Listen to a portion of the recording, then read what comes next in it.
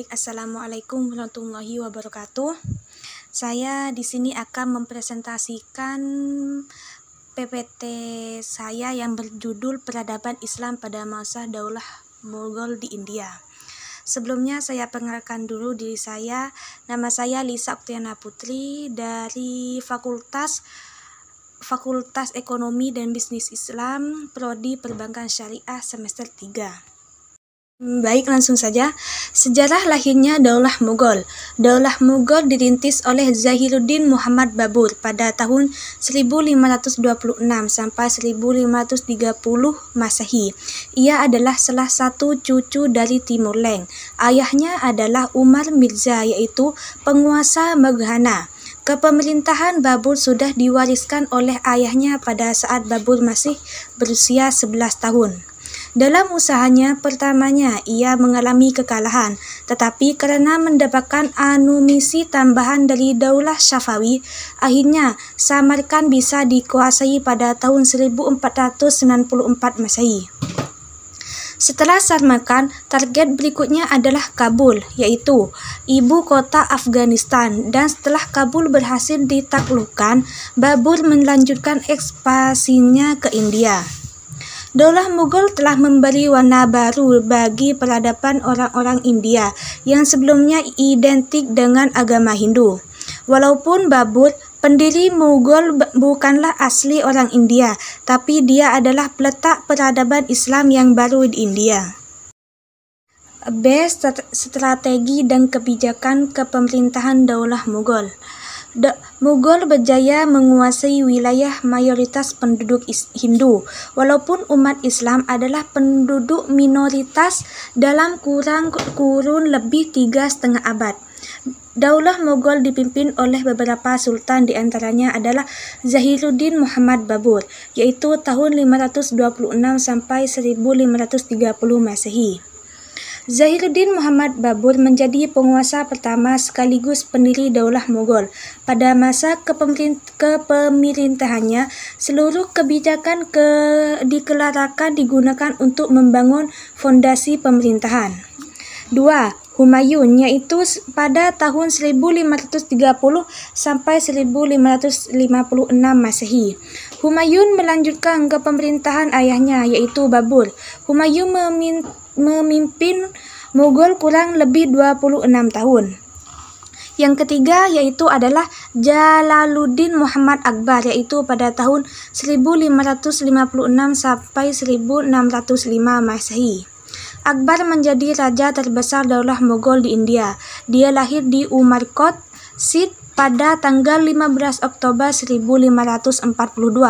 Akbar adalah pemimpin Mughal paling kontroversial, menggantikan kedudukan ayahnya ketika masih dalam usia 14 tahun. Yang keempat yaitu Nuruddin Muhammad Salim atau Jahangir pada tahun 1605 sampai 1627 Masehi.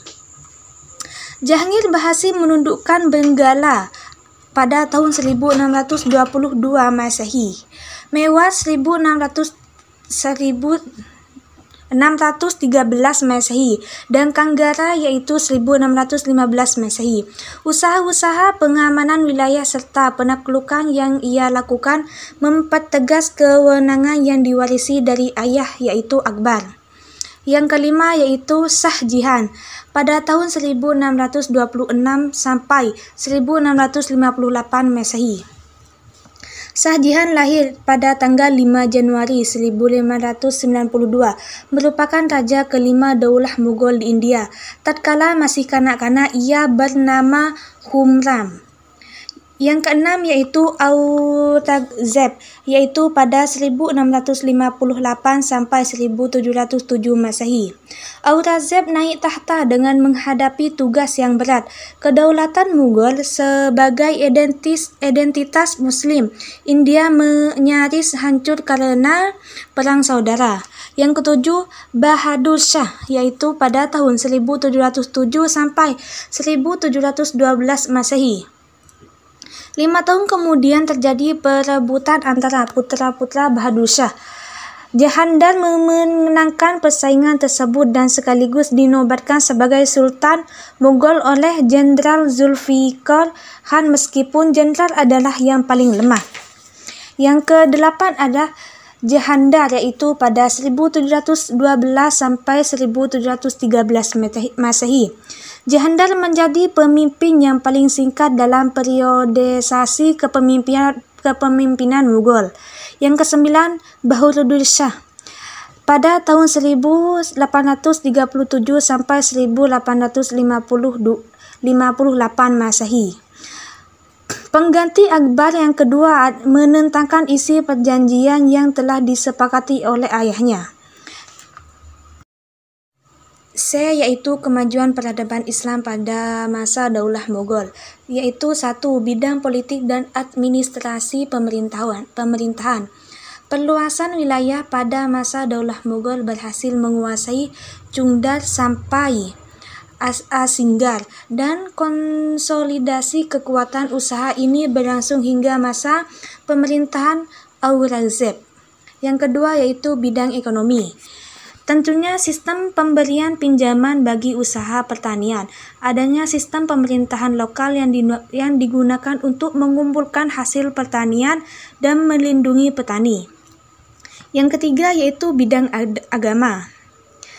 Perbedaan kasta di India membawa keuntungan terhadap pengembangan Islam. Seperti pada daerah Bengal, Islam langsung disambut dengan tangan terbuka oleh penduduk terutama dari kasta rendah yang merasa disia-siakan dan dikutuk oleh golongan Arya Hindu yang angkuh. Yang keempat yaitu bidang seni dan budaya. Di dalam seni dan budaya yaitu ada 4 macam. Yang pertama, benteng Agra atau agrafon. Terbentang seluas 94 hektar, terletak sejajar dengan Sungai Yamuna dan 2 km barat laut dari Taj Mahal. Yang kedua yaitu benteng merah atau Red Fort. Benteng merah merupakan kediaman utama dari penguasa dari Daulah Mughal selama hampir 200 tahun sampai tahun 1856. Yang ketiga yaitu Taj Mahal. Nama Taj Mahal tentu tak asing lagi bagi masyarakat Indonesia sendiri, yaitu dari marmer putih ganding yang terletak di tepi selatan Sungai Yamuna. Yang keempat yaitu Jama Masjid, merupakan salah satu masjid terbesar di India. Masjid ini dibangun oleh Sultan Mughal Shah Jahan antara 1644 Masehi dan 1656 Masehi.